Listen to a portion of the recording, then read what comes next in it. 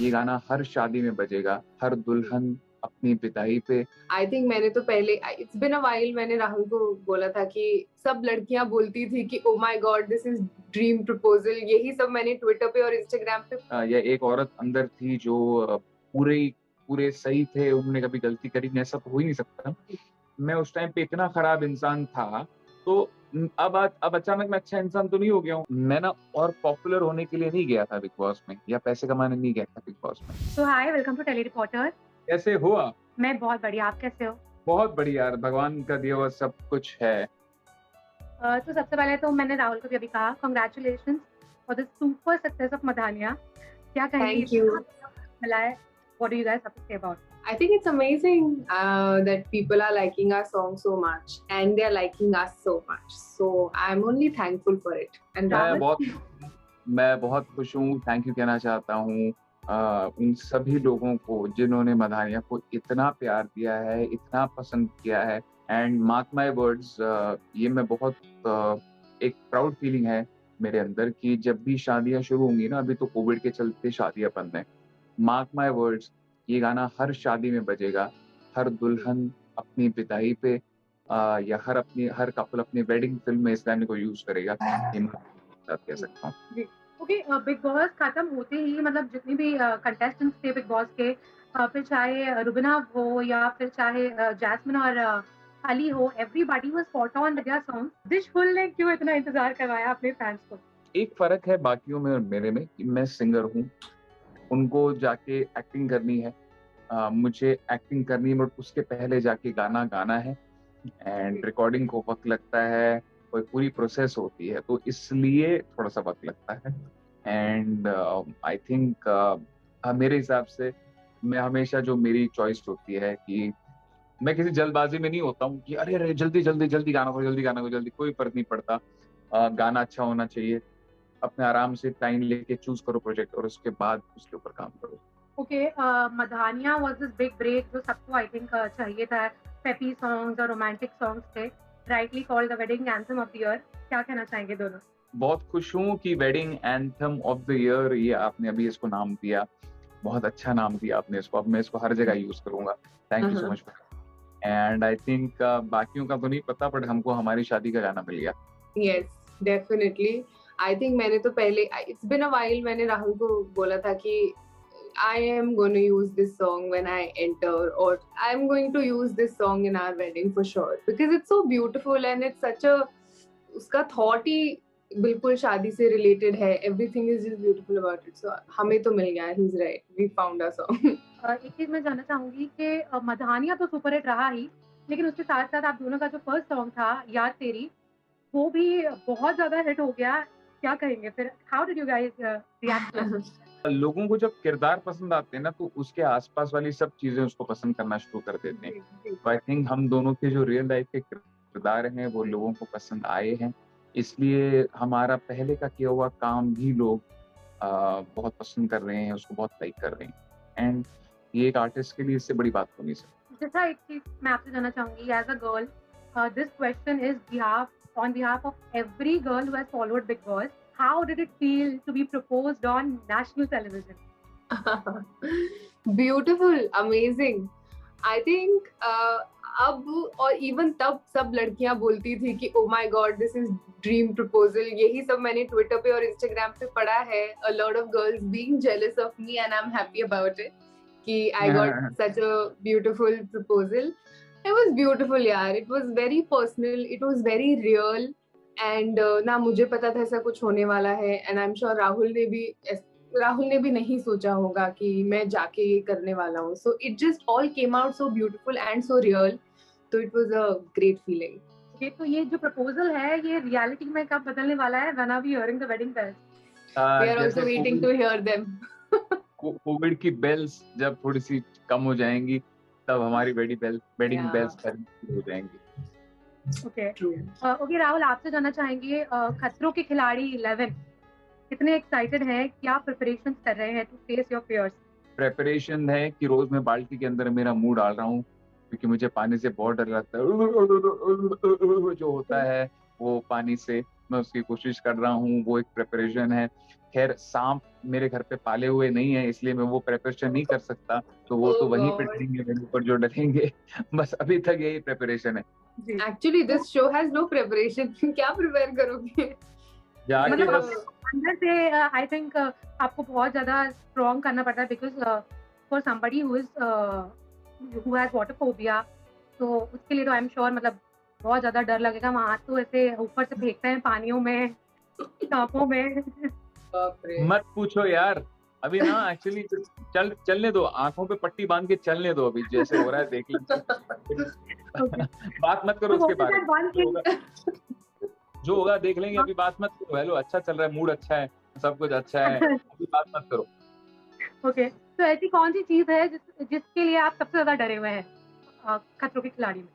मुझे पानी और सांप से बहुत डर लगता है यार, ये है मेरे को ना वो एक्चुअली, मैं पता नहीं मैंने क्या सोचते, मैंने क्या कॉन्फिडेंस था मेरे वक्त जब मैं शो ये साइन कर रहा था कि यार साथ झेलूंगा, कुछ नहीं होगा। अरे यार, पर जब वो डाले जाएंगे ना मेरे ऊपर, तब कैसे झेलूंगा भगवान जानता है। सो ऑनेस्टली आंचल, मुझे नहीं पता कि मैं क्या करने वाला हूँ, बट आई थिंक देखूंगा कि खतरों के साथ मैं कितना खेल पाऊंगा।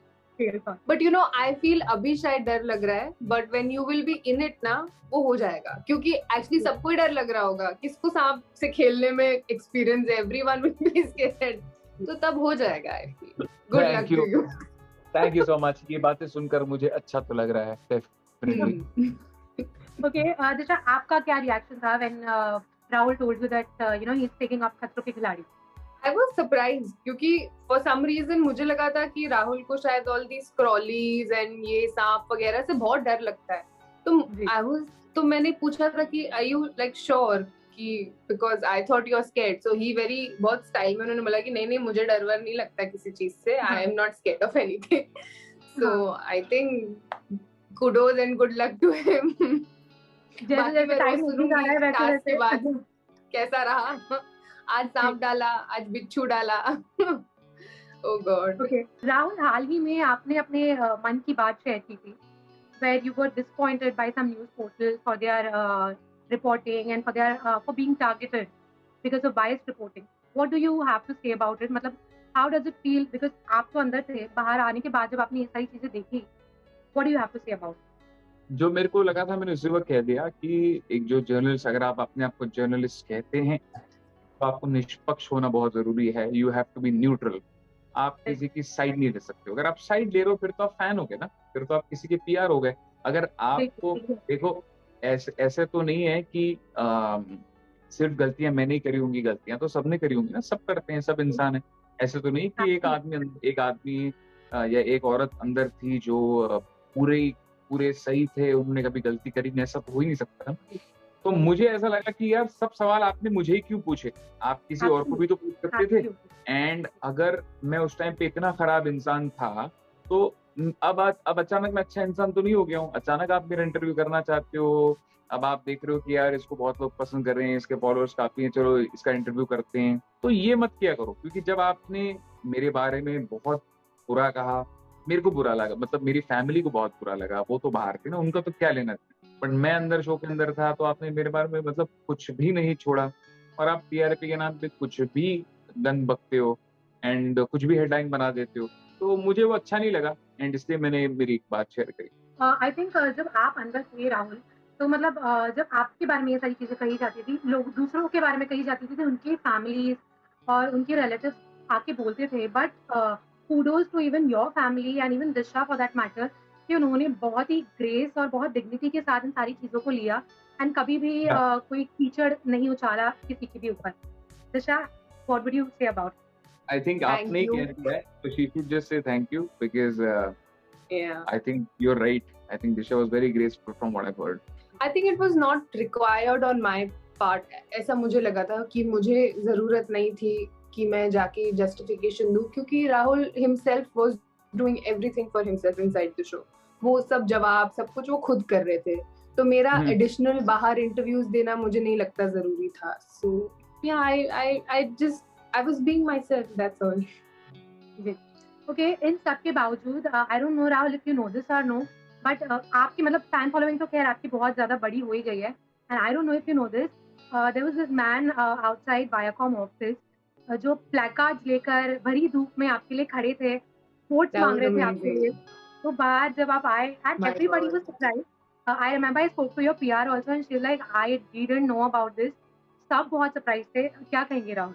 मैं Goosebumps. मैं इतना खुश था यार कि जब मैं ऐसी चीजें मैंने देखी ना, मैं जरा खड़ा हुआ था वो धूप में, एंड आपकी बाजुएं दुख जाती हैं अगर आप कंटिन्यूअस जी, जी, बिल्कुल। खड़े हो।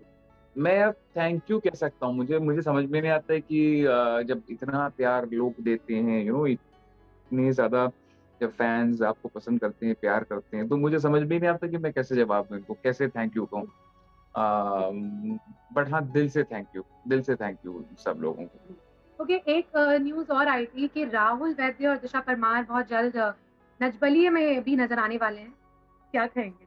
यार हमको करना तो था नच बलिए, बट इसलिए नहीं कर पाए बिकॉज सबसे पहली बात, वो शो बहुत लंबा था एंड हमारी डेट्स का थोड़ा बहुत इशू हो रहा था, Yeah. एंड ऑल्सो मेरे बैक में ना थोड़ा सा प्रॉब्लम है, तो वो डांस में ना बहुत ज्यादा झुकना पड़ता है, तो I don't think I was physically ready for the show, ji. इसलिए हमने नहीं किया। But in the future we would I think love to that show.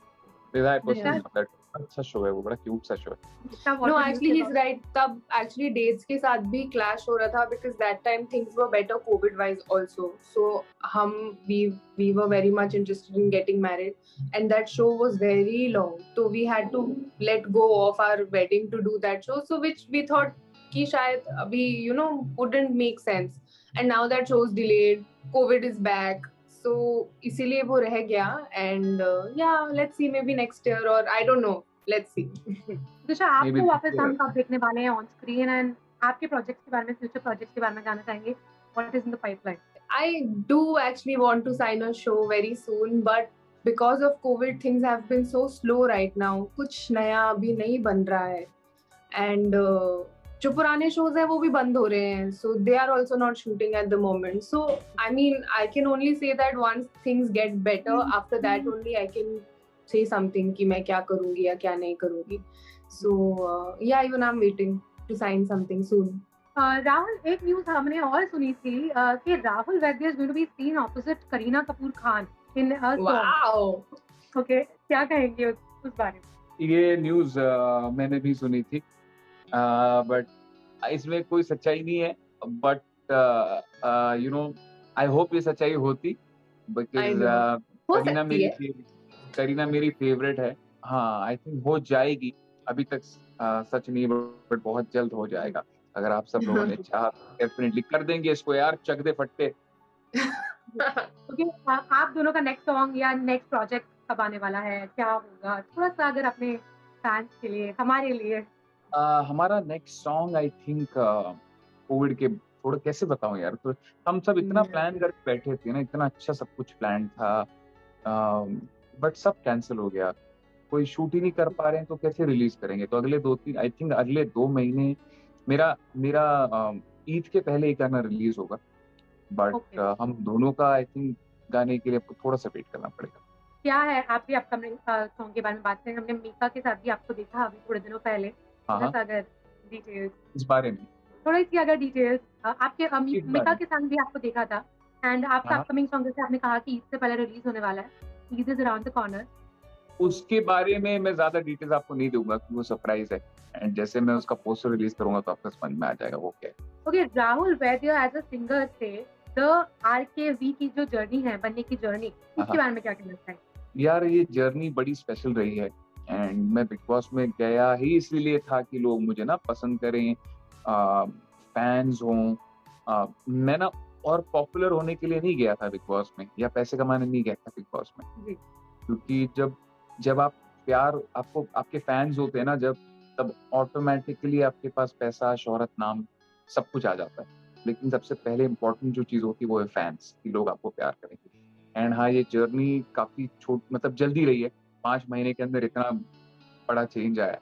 I don't think मैं इससे ज़्यादा कुछ माँग सकता हूँ। I am just happy, but मैं बहुत भूखा हूँ फैंस का। आई होप ये बढ़ते जाएँ, प्यार करते रहें जी। मुझे। Thank Oh you so much yeah. Rahul. Thank you Disha. It was lovely talking to you too. All the best Same for here, Anshul. Your